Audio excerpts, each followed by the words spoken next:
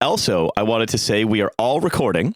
Not in our usual location. It's Riley, Nova, and Nate. We are recording from the brand new Charlie Kirk Pub in West London. Yeah, that's why my connection's so bad. The Charlie Kirk Pub does not pay for good internet. A great place to wet your whistle, I've heard. So this is a new development. The pub, which used to be called Biddy Mulligan's in Hammersmith. Yeah, but you should have heard some of the things that Biddy Mulligan said about the Civil Rights Act. You know, like, if anything, she made Charlie Kirk look like a liberal. Yeah, Biddy Mulligan was very against home rule.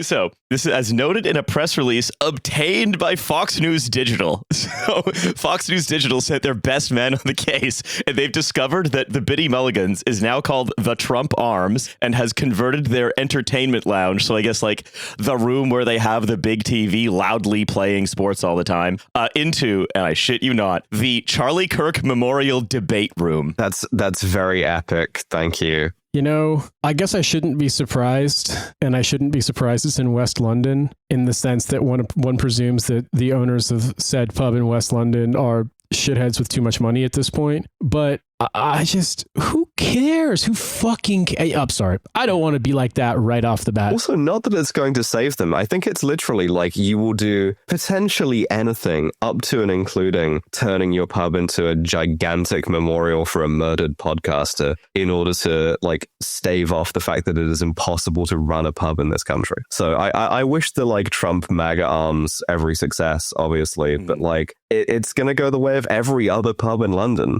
which is just, you know, not well. Yeah. Well, what I'm going to do is I'm shining my big Humphrey Smith searchlight. Humphrey, you must come to London. And yeah, I mean, say this, Humphrey Smith would never stand for this. Yeah. Humphrey Smith does not want a kind of like MAGA conservatism in his pubs. What he wants is the kind of like horse and cart kind of conservatism. Yeah, exactly. Yeah, he's like, no, this is not a vicar on a bike, and I refuse. This is not a vicar on a bike. You're playing TV. You've named a room.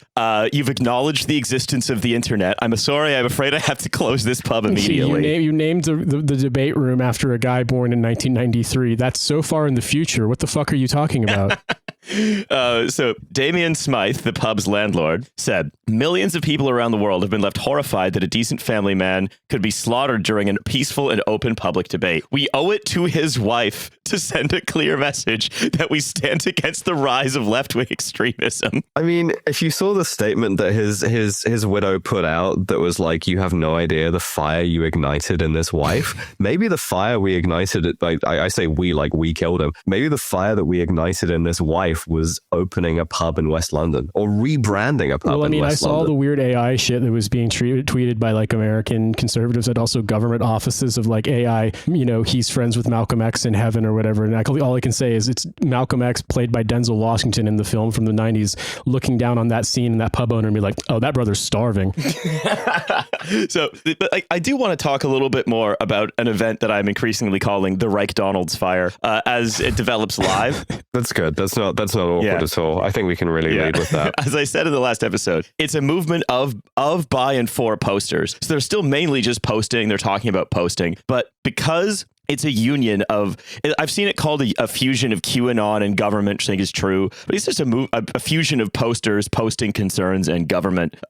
It's like, you know, guys like Matt Walsh, people who are like, well, I became famous by posting. I became ingrained in this administration, a sort of friend of the administration by posting. He's now complaining that it's like, wait, you're not just disrupting the left-wing terror networks. All Pam Bondi is doing is say, well, we're going to beef up hate speech laws against conservatives specifically, and then like sue Office Depot. Maybe they'll get there. You know, they've already kind of like successfully canceled Jimmy Kimmel, which fuck you for making me care about Jimmy Kimmel or anything he does. But how embarrassing to have the First Amendment broken over the back of these fucking Redditors. Yeah. It's because it's not just it's these Redditors and their made up world. Because like whenever we talk to when I think about when we talk to the QAA people, we talk about QAnon, we talk about the soup they all live in, or we talked about like online conservatives in Britain who live in a world where the government isn't doing something about something that's largely not happening. Like the government hasn't, ushered the boogeyman out from under my bed. I must stand foursquare against this.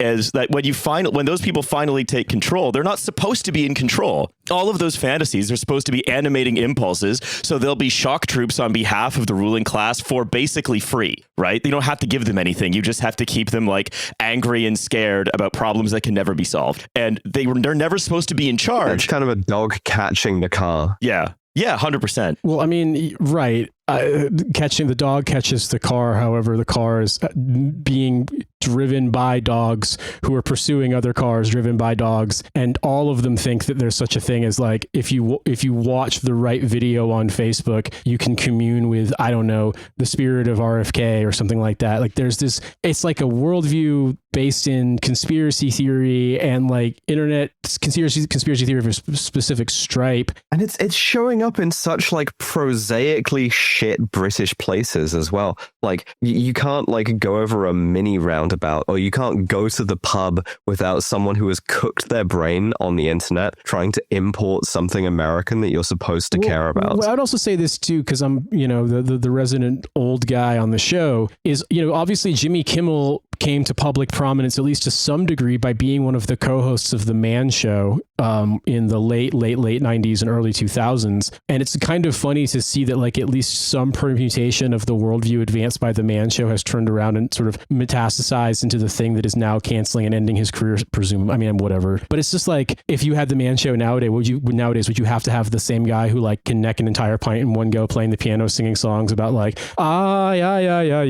got Sissy Hypnote on Discord. Like none of this shit would make any sense to the stuff that was in the like the kind of talk radio conservative bullshit and the kind of like reaction, I won't say reactionary, but the kind of like reactive sort of anti-feminist 90s dude shit that's what The Man Show was kind of playing up to. Like it's gone so far in not that long a period of time. I mean, like, I started high school in 1999. So it's just like seeing it now, you're like, this is completely unrecognizable, to the point that probably the less boorish, but still one of the avatars of this kind of like American lad culture ishness, if you want to call it that, is now like the chief villain because of a really, really milquetoast statement. And also apparently like a long-standing grudge by Trump, because wasn't Trump saying like, we're going to fire Jimmy Kimmel back in like July? Oh, he's been wanting to do that forever. Yeah, the Trump enemies list, which is somehow less coherent than the Nixon one. Yeah. Well, I think it's irresponsible for us not to consider that actually Jimmy Kimmel may have been a woke double agent the whole time, and that actually Tyler Robinson, or maybe even his mother in utero, watched The Man Show, that he was activated like a Manchurian candidate by the girls on trampolines. Like they jumped in a certain way, such. Anyway, look, for the same reason, like that the first stop that the online conservatives first stop is Starbucks, and to order a coffee in the name of Charlie Kirk to make content out of it. Yeah, well, it's like I gotta like waggle my eyebrows at you and be like, are you triggered? Are you triggered? And it's like, again, lapsing into, I mean, it was always weird, right? But it's like finding new arenas to try and trigger the left in, and I don't know, browse our selection of like anti-woke lagers here at the Charlie Kirk Arms is profoundly strange. But I also think too that like Charlie Kirk's widow immediately pivoting to like making a video on TikTok with like footage of his body, like not obviously like morgue footage, like he was dressed up like in a mortuary, like you only saw his hands, but it was his body. And it's like doing that within like the first 48 hours is, I guess, I'm not saying it's good or it's tolerable, but I feel as though the pivot to immediate grifting by all means and any means necessary, there's no reason not to. I mean, like everyone involved is also doing that. It's just weird to see it manifesting in Britain, I think, because like even if you want to talk about Charlie Kirk as some kind of like totem now for the right, like Britain's got plenty of those. They've got the, fucking Alison Pearson was yammering about like, oh, the lady who said, please burn migrant hostels down is a political prisoner. I was like, no, that's fucking against the law in Britain. Sorry. That's how the law works there. It's like that kind of shit. That's been going on forever. So like in a way, I mean, I don't want to be like the smug dumbass about it, but it's just so weird to see people in Britain trying to glom onto this, because like aside from a particularly online contingent or people who were like really golden retriever brained about stuff from the BBC, he never really had that much purchase. I mean, remember the stunning success of Turning Point UK. Like you can be a right-wing shitlord, but it's just different. And it's so weird to me. Yeah, I mean, they put out a statement after he got